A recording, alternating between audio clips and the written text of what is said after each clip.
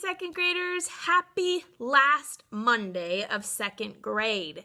Can you believe it? This is the last Monday that you will be in second grade. That is pretty cool. We have a really fun week ahead. I'm so excited because this week I get to come see you guys at your house on Friday. But the day before that, we get to have an awesome award ceremony where each person will have their very own Oscar. I'm covering it up right now because I've already written everybody's names on here with their title on it.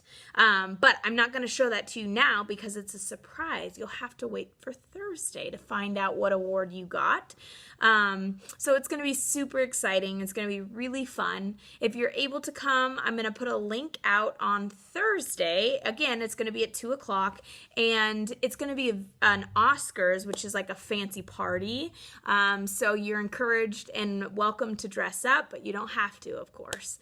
So it's going to be a really fun week, and I'm excited for it. We're going to have a great time. So I hope you had a great weekend. The weather's not the best today, but it's going to get better. I think Wednesday it's supposed to be better, and then it's going to be beautiful for a while. So it's going to be awesome. I'm super excited. I've been working so hard on getting your Oscars ready, and I also made each one of you your very own special award, and your summer treats, summer goodies are coming on Friday too. So there's a lot of fun things going on. Can't wait to get them to you. I can't wait for us to continue into this week. So we're going to have a great time. I gave you guys a clue on Friday, a new clue for Penelope. And this is the clue I gave you. I still haven't printed it out. My printer's kind of been little on the fritz, which means it hasn't been working. So I'll read it to you guys again. This is what it says. It's on my computer. It says, nearly all of the license plates I see in the state have pictures of a peach on them. I must be in the peach state. I toured the World of Coca-Cola Museum this morning. The sugary pop was invented here way back in 1886. I'm lost in a southern state. Ooh, you guys know what that means. Do you know which state I'm visiting? All right, so some things you could be looking up. Which state is known as the peach state? Where is the Coca-Cola Museum, or where was Coca-Cola invented? Those would all be really good clues to be looking up. I already have some students who got back to me. These students have already told me their answer and got it correct. Adelaide, my mom, Raven, and Bennett. Oh my gosh. All right, if you think you know, let me know by tomorrow so that I can add you to my list. And then tomorrow, I will be giving you our last clue for Penelope Peabody. Then she's going to be on summer break. So I'll give you your clue on Tuesday, and then I'll tell you the correct answer of what state she's in on Friday. I will do my last read aloud on Friday, but it's not going to be The One and Only Bob. It's actually going to be a different book that I always read my students the last day of school. It's a special little send-off. So I will make sure I do that on Friday. With that being said, though, I still have a lot of The One and Only Bob to read, so I better get going on this so that I finish it in time. So I'm going to pick up right where we left off. If you remember, Kimu, the wild wolf, had just jumped on top of a police car and is looking a little scared. So let's find out what happens. This one is called Shots Fired. Several officers raise their tranquilizer, guns, and darts. No, Maya yells. Kimu blinks, eyes darting right and left, and then leaps off the car with such grace and speed, it's like he owns the wind. 2 shots ring out. Silence follows. Was he hit, someone asks. Maya closes her eyes. I sure hope not. I sure hope so, someone else says. This one is called Jungle. As I watched that leap, I watched Kimu fly. I didn't know what to think. Part of me was like, go for it, dude. The other part of me was thinking, it's a jungle out there. This one is called A Situation. Officer Williams climbs onto a picnic table. Someone hands her a megaphone so she can be heard over the den. Folks, she yells, listen up. We've got a handful of animal control workers coming over, but several roads are already flooded, and the weather guy says this Gus, that's the name of the storm, is going to take his sweet time. Meantime, park supervisors call in for more help, but only if your workers can get here safely. The unmistakable roar of a big cat rolls over us like slow thunder. Any more tranquilizer guns? Officer Williams asks the park director, who's just arrived. 3 in reserve, she says. Nets? We have a dozen. Okay then, Officer Williams' radio crackles. I can hear more shouting and more barking. The shelter's flooding, she says. Yeah, that's happened there before, the director says. Usually just a foot or 2 of water. Okay, public safety is where we start. Officer Williams wipes rain from her forehead. We need to get the word out that these animals are on the loose. Of course, says the director. We have protocols in place, but we need to be careful how we word this. People might overreact. Ma'am, a firefighter interrupts. If I see a python in my backyard, I'm sure going to overreact.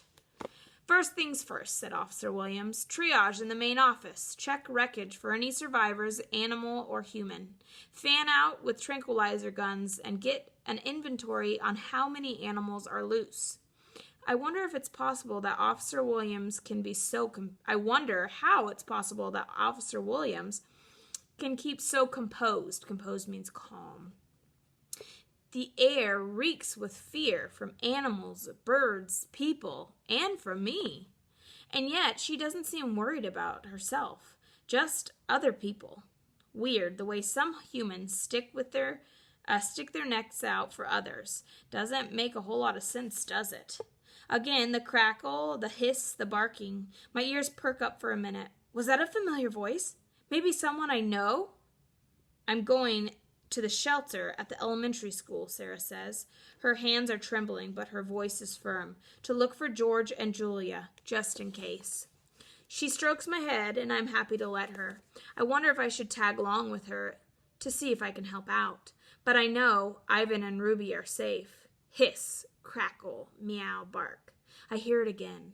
My ears go on alert. My body goes rigid. No, it's impossible. So he thinks he hears somebody he knows. This one sentence is called never. Some barks you never forget. Sounds like he heard a dog bark in the shelter that he knows. This one is called One Place. I know what I have to do. Despite the turmoil all around me, turmoil is a really good word for like chaos or problems. The noises, the smell, the fear, the confusion, the confused humans, the frantic animals. Despite my worry about Julia and George, I know there's one place I need to be. Where do you guys think he needs to be? I have a guess. I think he needs to be at the shelter. A split second. I want to tell Ivan and Ruby, but Ivan is still being poked I want to tell Ivan and Ruby, but Ivan is still being poked and prodded. Although, come to think of it, she doesn't seem like such a threat. In a movie, she'd be one of the good guys. To my annoyance, Sarah picks me up. I hate being picked up, unless it's my idea. Then it's totally cool. Maya, she says, you let me know. First sign of George and Julia, okay? Promise, says Maya, and she places her hand on Sarah's shoulder. Humans always with the touching, although I kind of get it under these circumstances. You can't take Bob to the school shelter. They're not allowed any more pets, Maya points out, and the animal shelter is flooding, it sounds like. Why don't you leave him here? I'll put him in my office. He'll be safe. No way is that on my agenda. Sarah nods. Good idea. She starts to hand me over, but hesitates when she realizes that Maya still has a meerkat wrapped around her neck.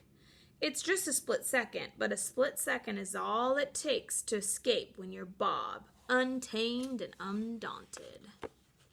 The next one is called On My Way. Bob! Sarah cries. Grab that dog! Maya yells. I spent a good part of my life running from a certain guy named Mac, and I still have my moves. I twist and I spin and I dip, and before you can say, yes, sirree, Bob, they've given up. I backtrack, slip underneath a bench, and make my way to Ruby. Ruby, I whisper, I gotta go. Something important's come up. You and Ivan see if you can find George and Julia. I want to come, Ruby says, stomping her right foot in a huge puddle. You need to keep an eye on Ivan, I say. Make sure Kenyani doesn't drive him loco with her sobbing. I'll be back before you know it. I don't wait for an answer. I'm off into the wild, into the world filled with wind and rain, with wolves and alligators, with a voice that could rip my heart into two. Ooh, I wonder who this voice is. All right, here's a picture of, it looks like maybe an alligator on top of a car and a stop sign. So it looks like there's some pretty big flooding right now. Let's see, do I have enough? Ooh, the next one is the chat part 3. I think that's a good place to stop. I just want to make sure I have enough time to read it all. Maybe I'll read just a few more to make sure I have enough time later. Okay, so we're in the last part of the book. It's 3. This is called Looking. Ivan used to ask me what I did when I wasn't hanging out at the Exit 8 Big Top Mall and Video Arcade. I wasn't like the rest of the animals, caged and trapped. I told him I was scrounging for food, and he never questioned it. When you think about it, though, where's a better place to find food than the floor of a mall at the end of a day? Yeah, I wasn't looking for food. I was looking for her, for Boss. What if? At first, I didn't admit it to myself. You know how it is when you wish for something so bad you're afraid to say it out loud? 'Cause what if it never happens? It was like that.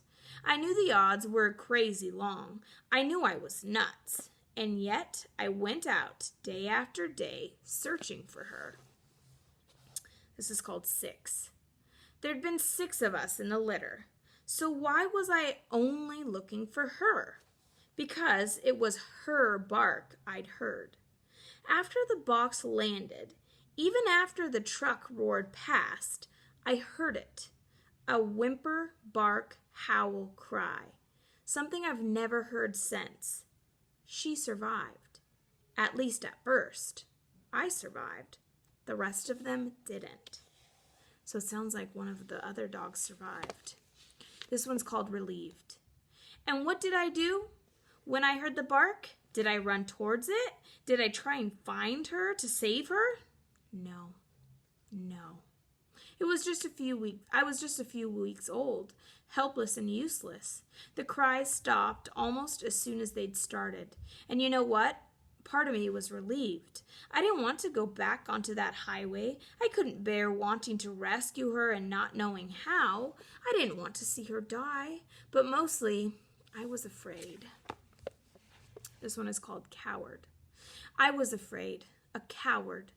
There's a certain freedom that comes with owning your faults. Okay, I'll read 2 more. This one's called The Wind.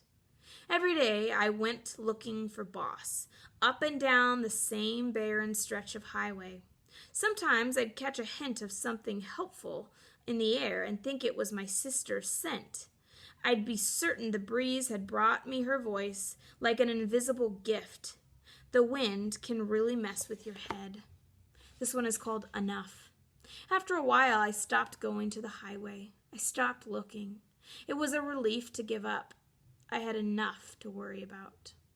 All right, I'm going to stop there. The next one is called Paddles, and we will read that one tomorrow on Tuesday. Guys, I hope you have a great night. I will see you back here tomorrow. Bye.